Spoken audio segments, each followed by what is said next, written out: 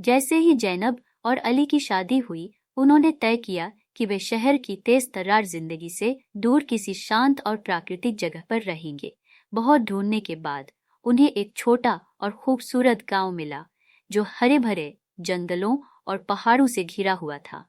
वहां के लोग भी बहुत मिलनसार और मददगार लग रहे थे, और यह गांव उनके लिए किसी स्वर्ग से कम नहीं लग रहा था। गांव में पहुंचने पर जैनब और अली का स्वागत बहुत प्यार और अपनापन से किया गया। गांव वाले उनकी हर बात का ख्याल रखते और उन्हें यह सब बहुत अच्छा लग रहा था। लेकिन धीरे धीरे उन्हें कुछ अजीब सा महसूस होने लगा। एक दिन जैनब ने अली से कहा, तुम्हें नहीं लगता कि ये लोग कुछ अजीब हैं? इनकी आंखों में एक अजीब सी चमक और चेहरे पर एक बनावटी सी मुस्कान है। अली ने हंसते हुए कहा, तुम फालतू में शक कर रही हो सकता है कि इनका स्वभाव ही ऐसा हो। अरे जैनब, तुम शायद ज्यादा सोच रही हो। ये तो बस उनका अपना तरीका होगा। गांव के लोग ऐसे ही होते हैं, सीधे साधे और हर समय मुस्कुराते रहते हैं। मुझे नहीं लगता कि ये इतना साधारण है। उनकी मुस्कान में कुछ ऐसा है जैसे वो हमें देखकर हंस रहे हों, हमारी हर हरकत पर नजर रख रहे हों। कभी-कभी मुझे डर लगने लगता है। चलो, मैं समझ सकता हूं कि तुम्हें कैसा लग रहा है। हम नए हैं यहाँ और शायद इसीलिए ऐसा महसूस हो रहा है। कुछ दिन बाद सब नॉर्मल लगने लगेगा। लेकिन अली भी अंदर से थोड़ा बेचैन था। दिन बीतते गए और जैनब का शक बढ़ता गया। एक रात जब वो दोनों गहरी नींद में थे, तभी अचानक जैनब की आंख खुली। उसने देखा कि बाहर से हल्की हल्की आवाजें आ रही हैं।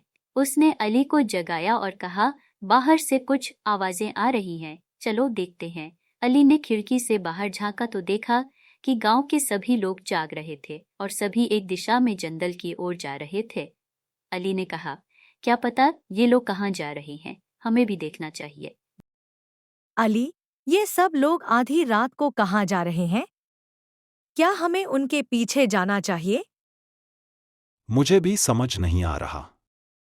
ये सच में अजीब है। आमतौर पर किसी गांव में ऐसा नहीं होता कि सभी लोग रात को जागकर कहीं चल पड़े। चलो, देखते हैं ये क्या कर रहे हैं, लेकिन चुपचाप रहना, कहीं ये हमें देख न ले। लेकिन अली के कहने पर वो भी तैयार हो गई। दोनों ने चुपचाप उन लोगों का पीछा करना शुरू कर दिया। चांदनी रात में जंगल के बड़े बड़े पेड़ और उनकी परछाइयां चारों ओर डरावना माहौल बना रहे थे। गांव के लोग किसी अजीब भाषा में कुछ बड़बड़ा रहे थे और उनके चेहरे पर एक विचित्र मुस्कान थी। कुछ देर चलने के बाद वे एक खुली जगह पर पहुंचे, जहां गांव के सारे लोग एक बड़े घेरे में खड़े हो गए। उन्होंने जोर जोर से कुछ मंत्रोच्चार करना शुरू कर दिया। अचानक उनके शरीर बदलने लगे, चेहरे विकृत होने लगे, आंखें लाल और चमकने लगीं। यह देख जैन और अली का खून जम गया। अली ने कांपती आवाज में जैनब से कहा, ये लोग इंसान नहीं हैं, ये सब जिन्न हैं। जैनब का चेहरा डर से पीला पड़ गया और उसने अली का हाथ कसकर पकड़ लिया। दोनों ने चुपचाप वहां से भागने की सोची, लेकिन जैसे ही उन्होंने मुड़ने की कोशिश की, उनमें से एक जिन्न ने उन्हें देख लिया। उसने एक भयानक चीख मारी और सभी जिन्न उनकी तरफ देखने लगे। जैनब और अली ने बिना समय गंवाए भागना शुरू कर दिया।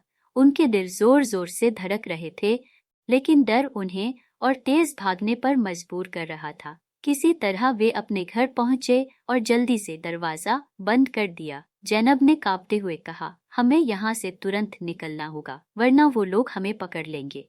अली ने जल्दी जल्दी सामान बांधना शुरू कर दिया। जैसे ही वे गांव छोड़ने के लिए निकले, उन्होंने देखा कि गांव के रास्तों पर फिर से जिन्नों की परछाइयां दिखाई दे रही थी। अली ने गाड़ी स्टार्ट की और तेजी से गांव से बाहर निकल गए। दोनों ने पीछे मुड़कर एक बार भी नहीं देखा। ज़ैनब, सब ठीक हो जाएगा। हम जल्दी ही इस डरावनी जगह से दूर निकल जाएंगे। बस दुआ करो कि कोई हमें रास्ते में न रोके। अब हम कभी इस गांव का नाम भी नहीं लेंगे। हाँ, ये सब एक डरावने सपने जैसा था। अब समझ में आया कि असली डर किसे कहते हैं। आगे से हम गांव की सादगी पर विश्वास नहीं करेंगे। कुछ घंटों बाद अली ने गाड़ी को एक सुरक्षित जगह पर रोका और जैनब से कहा, कभी सोचा भी नहीं था कि ऐसा भी हो सकता है। ये एक डरावना सपना जैसा था।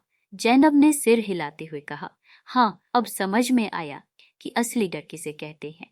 इस घटना के बाद दोनों ने तय कर लिया कि अब वो कभी गांव की सादगी और शांति के लिए अपनी जिंदगी खतरे में नहीं डालेंगे।